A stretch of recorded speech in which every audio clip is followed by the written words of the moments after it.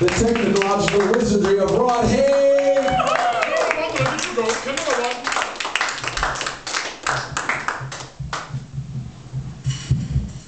Thank you. I've often heard it said that with the rate at which society is changing, we are all going to have to make a lifelong commitment to learning. So a couple of years ago, I got the study bug, and last year I finished a graduate certificate in mental health practice. The way that I saw it, I thought after 25 years of having a psychiatric illness, it was time I got some proper training. I thought, this way, I could be qualified and certified at the same time. You know, how good is that? But, you know, some people say you can never be too qualified. I don't know about that, but I'll tell you one thing. You don't want to be certified too often. Twice is enough for me. Now, you probably gather from what I've just said that I actually have some form of mental illness, but you're probably wondering which one. Because these days there's so many to choose from. Well, I've got this condition called bipolar mood disorder, but it used to be called manic depressive psychosis, or manic depression for short. And I think they changed the name so that we'd actually feel better about ourselves.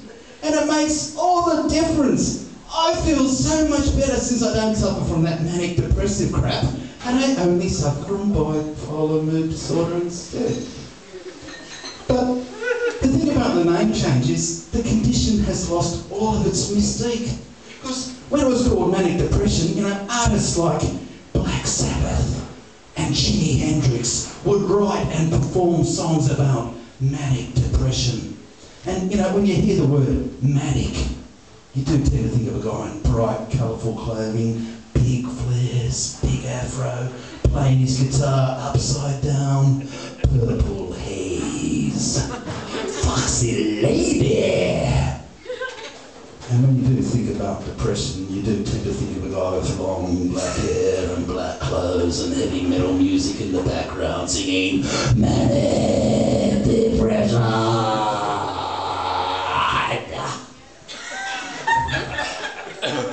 But you don't find many artists singing, writing songs about bipolar mood disorder. I think that when they changed the name, they were hoping to inspire the Carpenters to write a song about bipolar mood disorder. You would have got a song like this. Calling sufferers of bipolar mood disorder. But instead we got this song about calling occupants of interplanetary craft. Has anyone actually heard that song? Once you do, it's unforgettable. But it seems NASA gave them a better offer, so, you know, we can't get a song from the Carpenters, but if not the Carpenters, maybe just the Back Street Boys.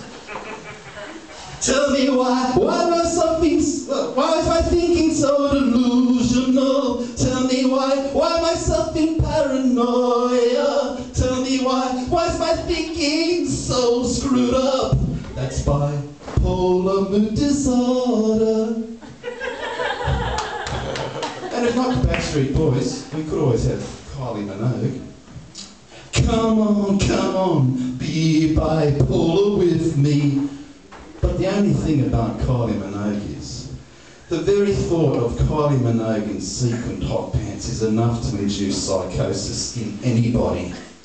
I heard that at Abu Ghraib they used the Kylie syndrome with devastating effect. But, you know, if we're going to combat the stigma of mental health, we really need to teach the young people from the earliest age. So I thought we really should ask the Wiggles to write a mental health bipolar mood disorder song, and it would go something a bit like this, I think. Hi kiddies, it's time for the hypomanic song, where we learn what it's like to be hypomanic. Can you cope on 1 hour of sleep a night? Can you cope on 1 hour of sleep a night? Your mood's going up, it'll come down, so get back up and turn around. from 1 hour of sleep a night. But I thought about it a bit more, and I thought if we are going to have the ultimate bipolar mood disorder song, you can go no further than the ultimate band in rock history. You know who I'm talking about, don't you? That's right, AC/DC.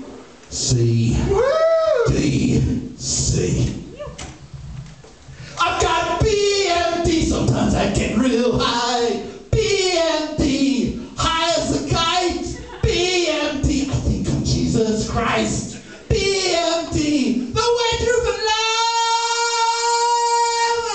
I've got BMD. Sometimes I get real depressed. BMD. And I just sort of sit around and don't do nothing much at all. And sometimes I get suicidal, and that's real crap. But the good thing is that I know that eventually I'm going to come out of it because I got BMD! BMD! BMD!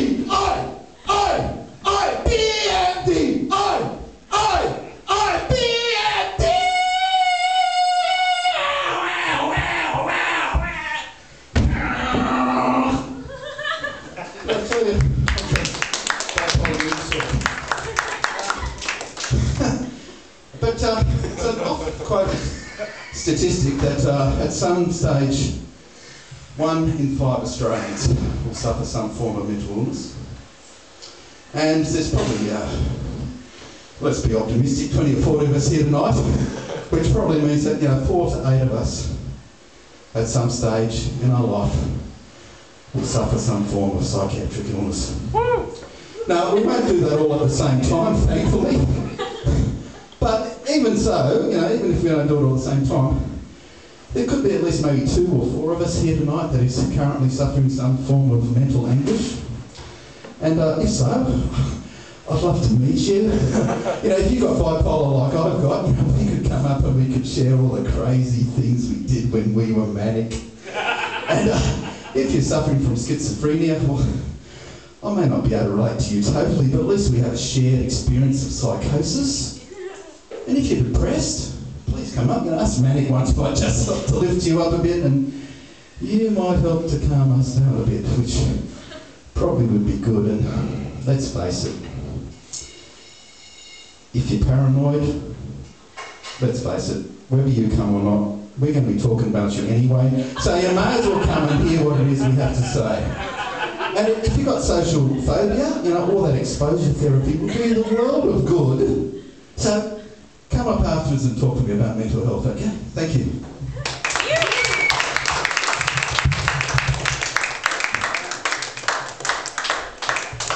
Well, hey, let's hear it for him.